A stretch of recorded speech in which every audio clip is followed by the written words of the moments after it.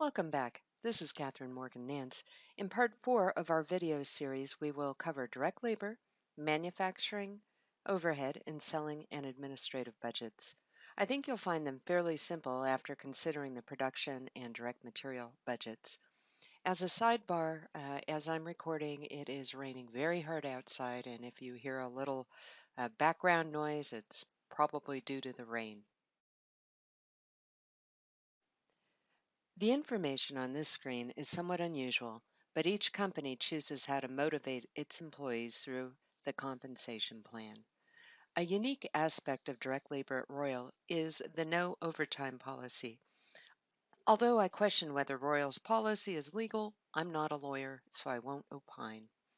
The company agrees to no layoffs of employees if work is slow, but in return pays its employees straight time at $10 per hour for all hours worked. With the current workforce, Royal will have to pay for a minimum of 1,500 hours of direct labor, regardless of the work available. The company pays employees the greater of 1,500 hours per work per month, or the actual hours worked. So let's prepare the budget. The first step in preparing the direct labor budget is to insert the production in units from the production budget. After all, the level of production determines how many workers we need to hire. Don't you agree?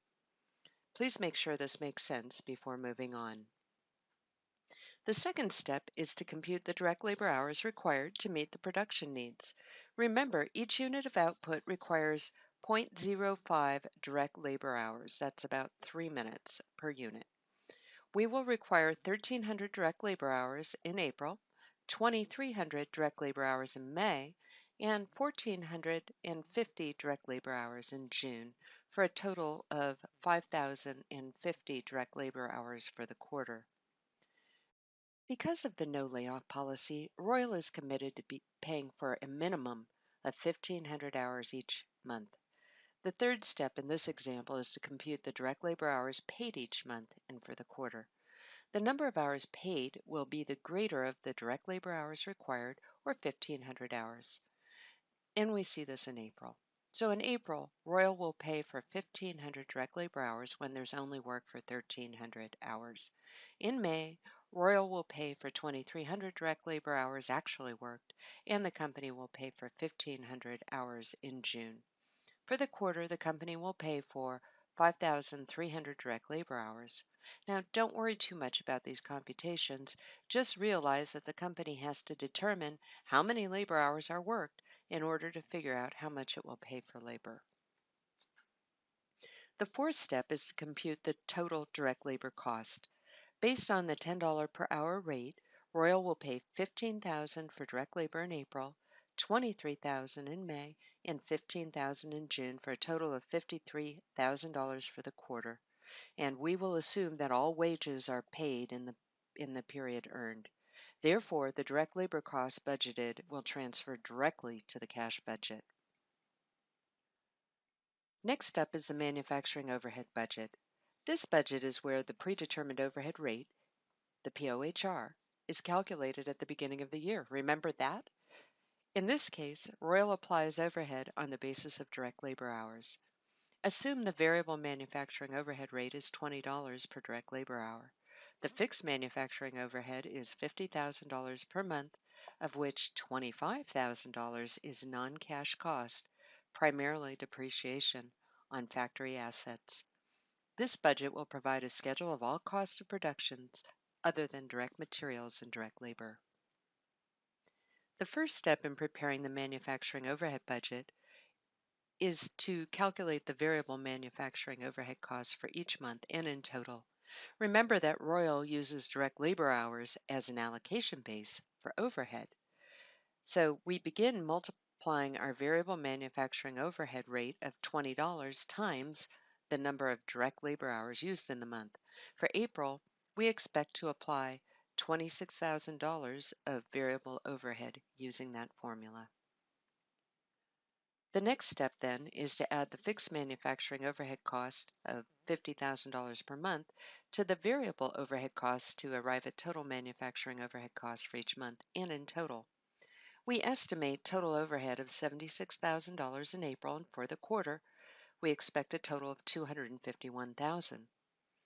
If we divide the manufacturing overhead of $251,000 by the total labor hours required during the quarter, we get a predetermined overhead rate of $49.70 for the quarter. Normally, we estimate the POHR on an annual basis, but I just wanted to take the opportunity to illustrate this process.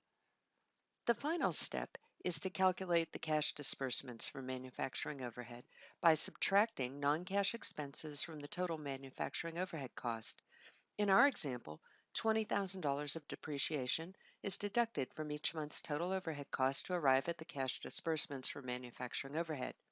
Remember, there's no cash anywhere in that depreciation journal entry. We will use this cash overhead amount in our cash budget. So that was relatively easy, don't you think? Next up is the selling and administrative budget. Royal has a variable and fixed component to its selling and administrative expenses. The company estimates variable selling and administrative expenses at 50 cents per unit sold. Fixed selling and administrative expenses are estimated at $70,000 per month, and of this amount, $10,000 are non-cash expenses, primarily depreciation. The selling and administrative expense budget will be prepared in a manner similar to what we just saw in our overhead budget. The S&A budget lists the budgeted expenses for areas other than manufacturing, and it's typically a compilation of many individual smaller budgets. The first step in preparing this budget is to multiply the variable selling and administrative expense rate by the number of units sold. Please refer to the facts if this step doesn't make sense. In April, we expect to sell 20,000 units and apply the variable rate of 50 cents per unit. The second step is to add the fixed selling and administrative expenses to arrive at total S&A expenses. To our variable expenses, we add our estimated $70,000 fixed selling and administrative expenses to get total selling and administrative expenses of $80,000. We'll see that amount in our budgeted income statement. Now, the third step is just as we saw in the manufacturing budget.